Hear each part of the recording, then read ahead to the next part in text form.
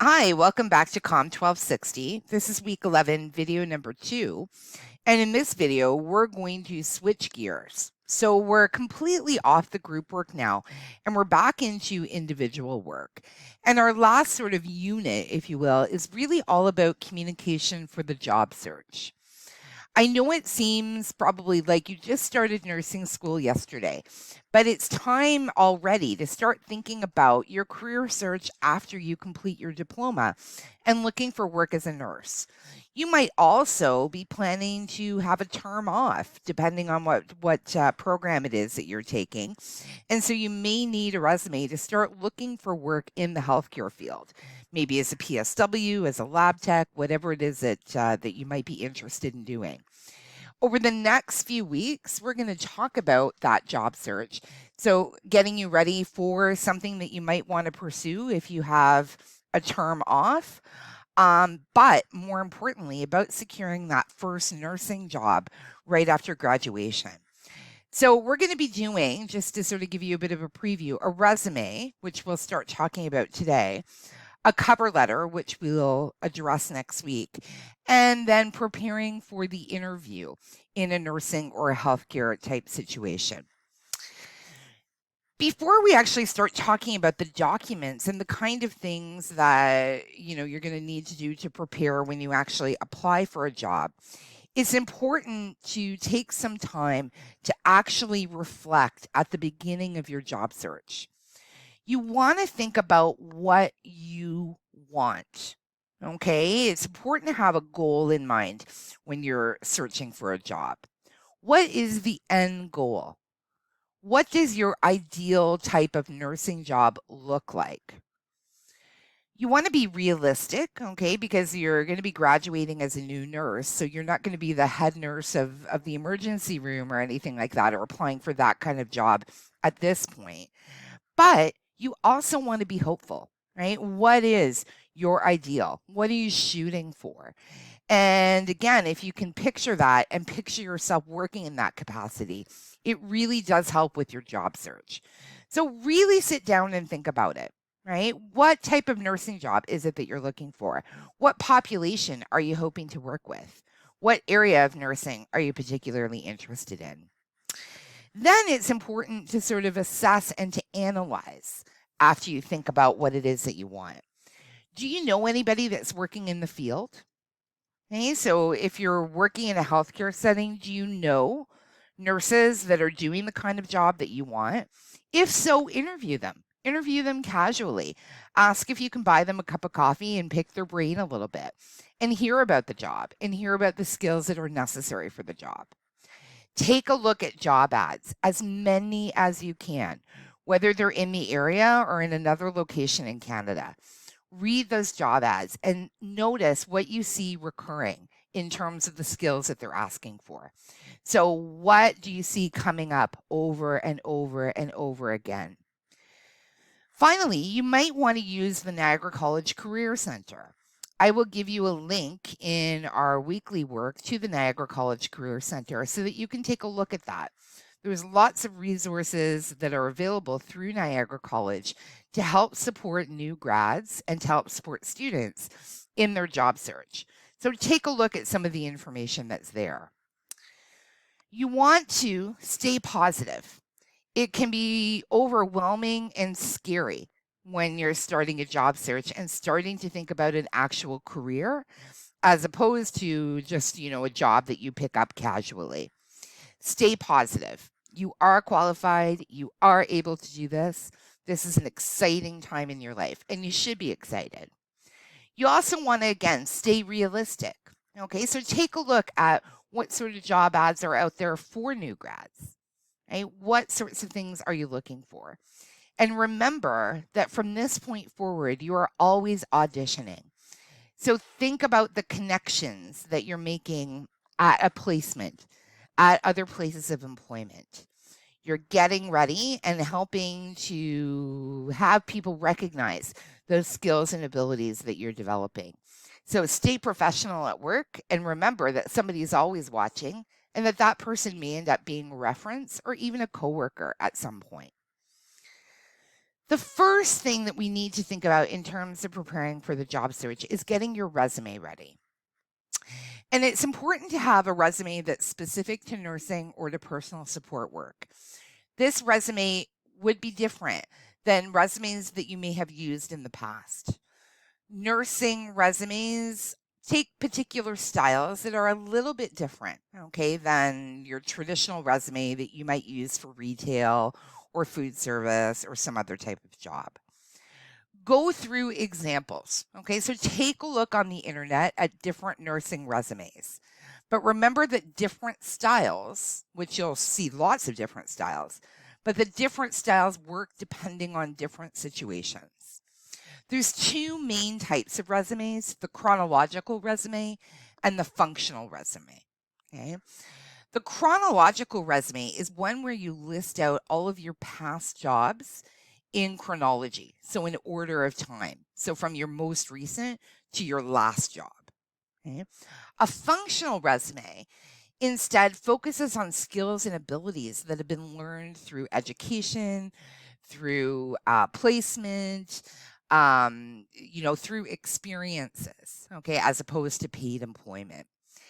A functional resume is the best choice for a new grad with limited healthcare experience because you don't have any past positions where you've actually been employed as a nurse yet. So we want to focus on the skills a little more rather than the work experience.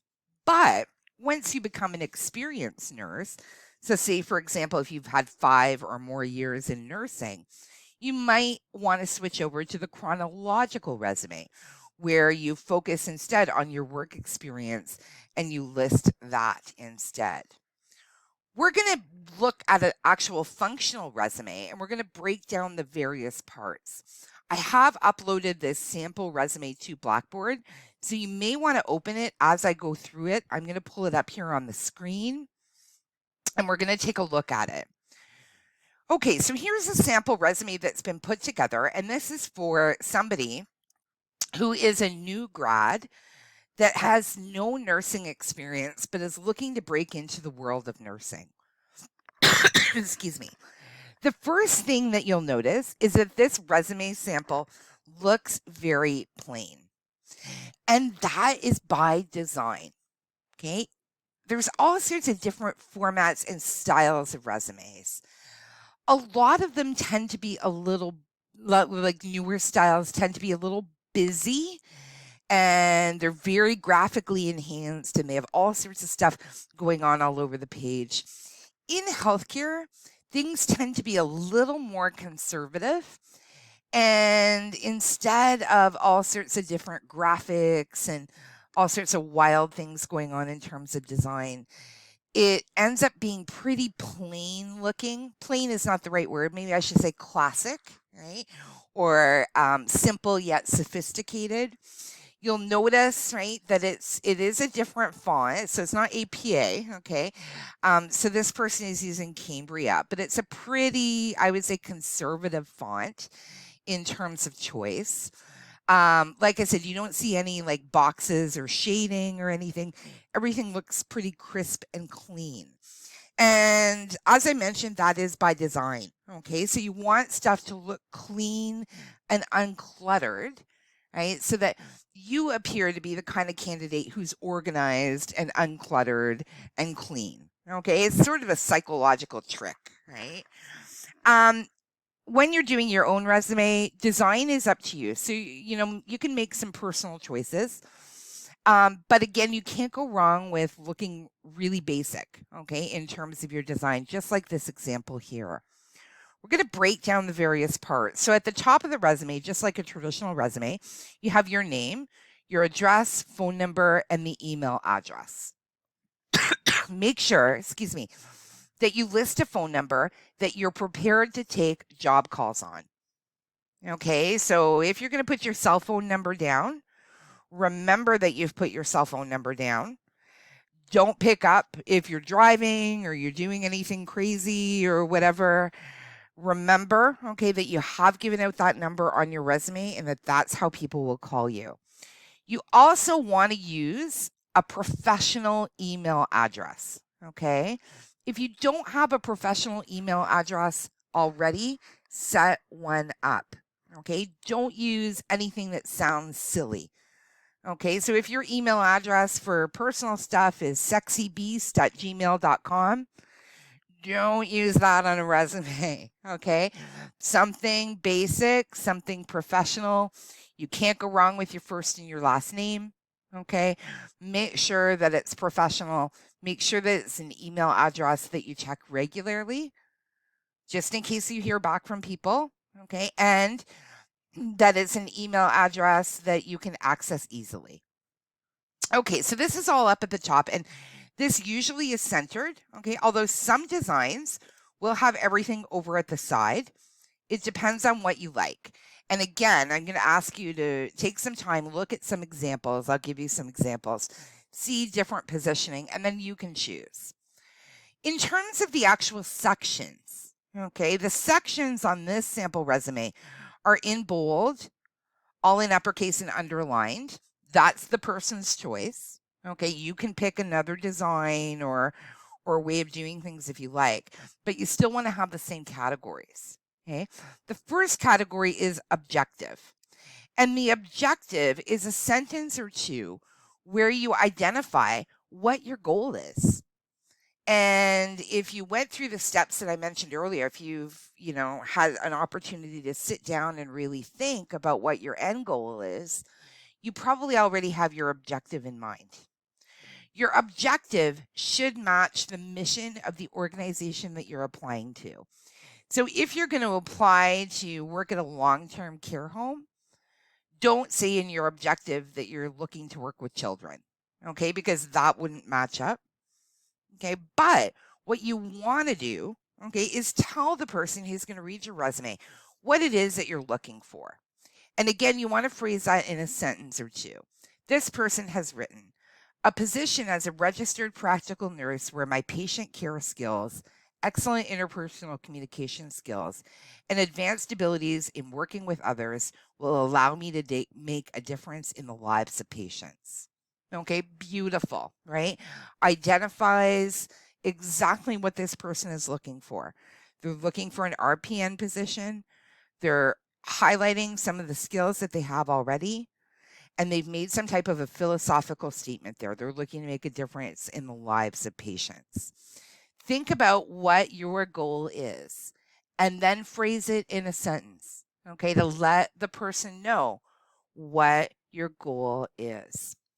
You then, in a functional resume, want to move on to the highlights of your qualifications.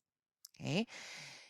This is where you're going to list skills that you have developed that are specific to nursing or to personal support work that you may not necessarily have developed at paid employment, but that you are confident in.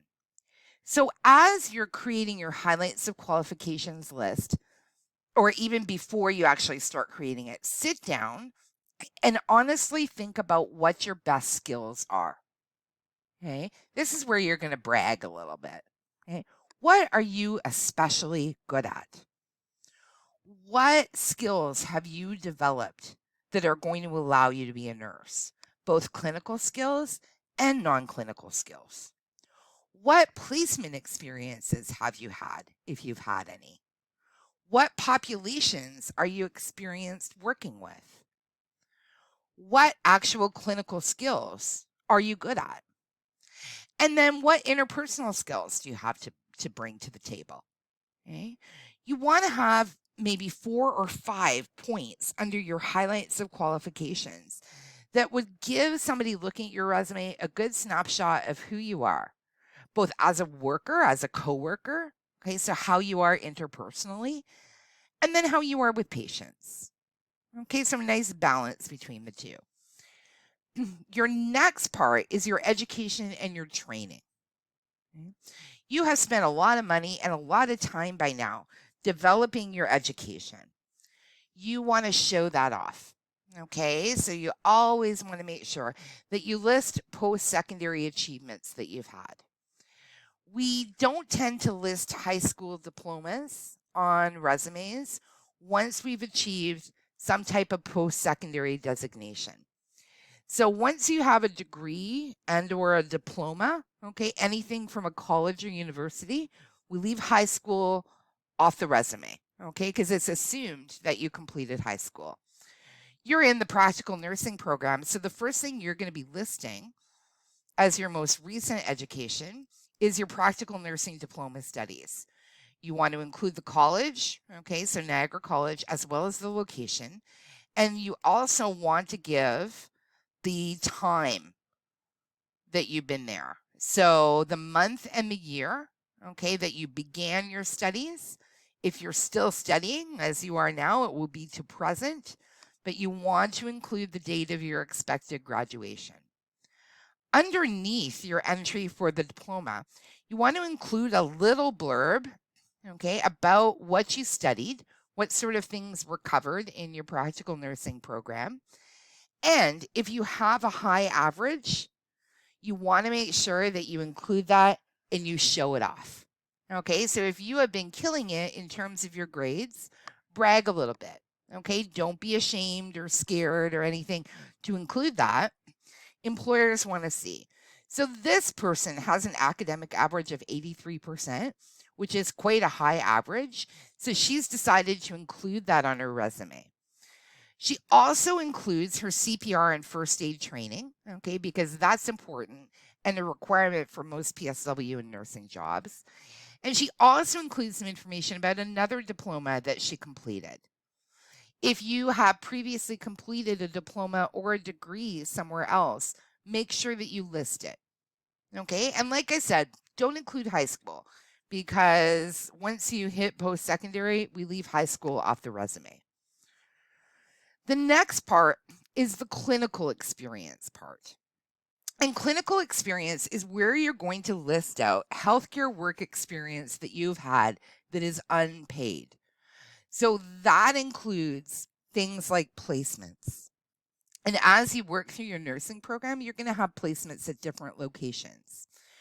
Your title there is student nurse. Okay, so you are actually sort of an employee, you're just not a paid employee. You want to list out where you completed the placement, including the city and province, the span of time that you were there, even if it's a very short span. People who are looking at these resumes know that placements only last a short period of time. And then you want to have maybe 4 or 5 points that identifies what you did or what you achieved at that specific placement. Okay. At the beginning, right, you're just doing some basic stuff and you're observing and you're analyzing and you're watching as different people do different clinical skills. But list out what you did do, okay, and list out what you observed. As your placements continue, you'll have more and more of these entries. You then also want to include a work experience section, especially if your clinical experience is not as built up, okay, as somebody who's been in the industry for say 20 years. And this brings up an interesting point. Should you list non-nursing or non-healthcare employment? The answer to that is absolutely. Okay, a lot of the jobs that people do have what they call transferable skills. So you may not think that the job that you're working or that the jobs that you've worked in the past have anything much to do with healthcare, but they really do, because you've developed skills that you can easily transfer over to a career in nursing. Okay, let's take the example that this person has. This person worked as a barista at a Starbucks. Okay, not much to do with nursing, right? Wrong. Okay, a lot to do with nursing. Because if you've ever worked at a coffee shop, you know that you're working in a fast-paced environment. You know that you have to work as part of a team. And sometimes you have to deal with angry or upset customers. Okay, all of those things relate to nursing. Nursing is fast-paced. Nursing is working as part of a team. Nursing is working with upset and distressed people.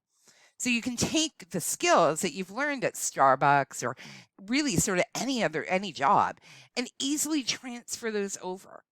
So you're in your resume by listing this, you're telling the person who's looking at your resume, hey, right, I have had some paid work experience where I've had to do some stuff that I can easily now transfer over or use in my nursing career. Okay, so I'm not fresh off the farm, as it were. I have had some life experience, some work experience that I can bring forward. Again, okay, never be ashamed of any job that you have done. A lot of times students will tell me, well, I only worked at McDonald's, right? Or I only worked at Tim Hortons. Not only, those are things to be really, really proud of. If you last as an employee at a McDonald's or a Tim Hortons, you are a hard worker. Okay, because they fire people that are lazy and that don't work very quickly in those types of jobs. They're also high stress. Okay, very, very fast paced. That you've had a type of job like that says a lot to a person who's reading your resume. You normally only want to list jobs that you've been at for a while. So if you had a job and it only lasted a month or so, I would leave that off the resume. But if you've been a longer term employee somewhere, absolutely list it. Okay, it's important. It really gives somebody a snapshot. And remember that all of us have started somewhere. Everybody had, okay, their first job, right? Everybody has worked for minimum wage at some point in their lives. The people who are reading your resume know that, okay? And so, again, they're not expecting you to walk in with 20 years of nursing experience, but they do want to know, okay, that you have been an employee that's lasted somewhere, that's been loyal, and that has gained some valuable skills. This person listed 2 jobs, okay, and you'll see they list their job title. They provide some bullet points, okay, that identify some important things that they did or developed at that particular job. You'll also notice, though, that they do not list supervisors' names or phone numbers. Okay, that's perfectly okay. That's a commonality in the nursing field. Finally, you have a section of additional information. And this is where you include some interesting stuff about yourself that could help you in your nursing career that really doesn't fit in any other part of your resume. So this person has listed some computer skills that they have. Computer skills, very important in nursing. So you want to show off the fact if you know Microsoft Office, if you know how to use the internet well for research, show that off. Languages that you speak, if you are lucky enough to speak more than one language, make sure that you let people know on your resume. Okay, second and third language skills, very important. Okay, because that opens up your ability to really communicate with people. This person says they're fluent in English, Hungarian, and Polish. So they're listing out the languages that they know. Volunteer experiences can go in here as well. So if you've worked as a volunteer in the community, you're not going to list it as a job, okay, but it's something that you can throw in under additional information. And again, it really just helps the person who's reading your resume get a sense of the type of person that you are. The convention in a healthcare, a healthcare resume is always to put at the bottom that references are available upon request. That means that you're not listing out your references, names, and phone numbers on your actual resume itself, but that you have a separate sheet where you identify up to 3 references that can speak about you as a student nurse or that can speak about you as an employee. So you should have a file ready to go on your computer that lists out the names, job titles, and contact methods for each of your referees. Normally, we say in a nursing type situation, out of 3 references, you want to have at least 2 that can speak to your clinical skill. So that might be something like a clinical supervisor, okay, or say if you're already working as a PSW, somebody that observed you working as a PSW, a supervisor or something that can speak to how you interact with patients and what your clinical skills are like. Your third reference can be a more general reference. So this could be the name of a supervisor at a previous job. This can be a professor If you want to ask one of your nursing professors to operate as your resume, as your reference, you can do that. Okay. Make sure, okay, that you talk to these people that you are listing and that they have agreed to be your reference. Okay. Never ever list somebody as a reference without letting them know. Also, make sure when you're picking your references that you're picking people that know a lot about you. So again, don't pick somebody that you've only known for a month. You want to pick references that have seen you in action for a while so that they're really able to give somebody a full sense of who you are beyond the resume. As I mentioned to you in the video, I am going to put up this sample resume for you because I'm going to ask you for our next assignment to create your own individual resume. In our next video, I'll go over the requirements for the assignment.